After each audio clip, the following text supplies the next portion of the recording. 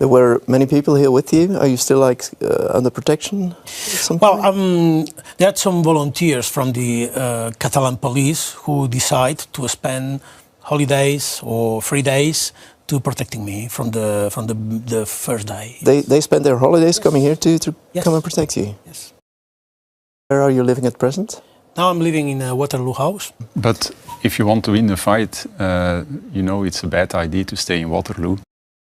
Rebellion, in the case most serious, could represent 30 years in jail. Mm-hmm. That's why you're in Waterloo now. Yeah. You know Jan Peumans, the president of the Flemish Parliament, who has written a letter to Carme Forcadell. He has written a letter apparently in which he criticizes the Spanish government, and he's done it on a letter of the Flemish Parliament. So Spain... He has exercised his right to speech and to free opinion. In name of the Flemish population? I don't know. I don't know the details. Is succession just inevitable? Of course, is independence the only possible solution? Not at all. Last 12 months, do you feel like you've made a mistake in that period? Yeah, sure. I committed a mistake in the 10th of October when I decided to suspend the Declaration of Independence. I decided to suspend in the best moment for our process. Read in your book, Mr. Puigdemont, that you no longer see a role for yourself in the future.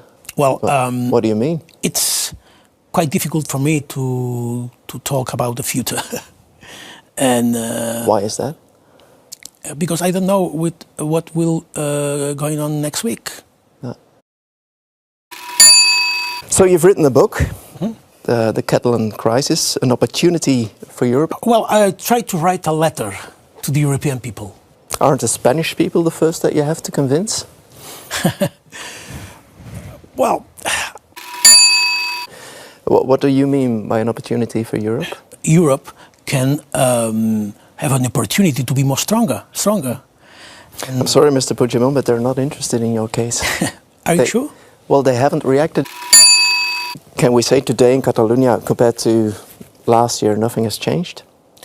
Well, yes, we are start our path to independence. We are more independent today than 1 year before. We are a political subject de facto. We are recognized as a political subject de facto.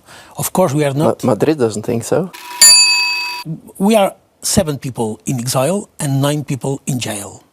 So our decision was my decision, the decision of my colleagues who are in exile, is to continue to fighting.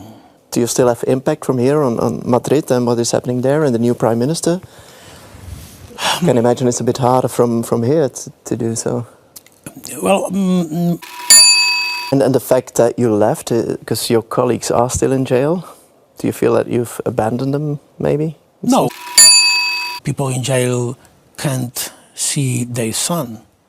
And it is very serious. Do you see your family now and then? Do they come over? We spent last month of August, here in Waterloo, together. In terms of organizing the referendum and claiming legitimacy, you haven't gone the whole way. And on the one hand, you say, okay, there has to be a democratic solution. Well, if I were your adversary, which I'm not, I would have said, well, then you should have at least done that in a proper democratic way. With all the sympathy I have for the fact what you're trying to do, I think it's a big mistake in the way you treated it. It was very amateuristic. If you want to earn some dignity, I think you should go back and lock yourself up in jail with your friends. If I was the leader of such a movement, I would want to be with my friends. And I cannot understand why you are here in the studio and not with your friends in Catalonia. Yes, because if I was in jail, I couldn't be in that studio. I don't believe in the martyrs. If you didn't want to have martyrdom, you shouldn't have organized a fake referendum, but a real one.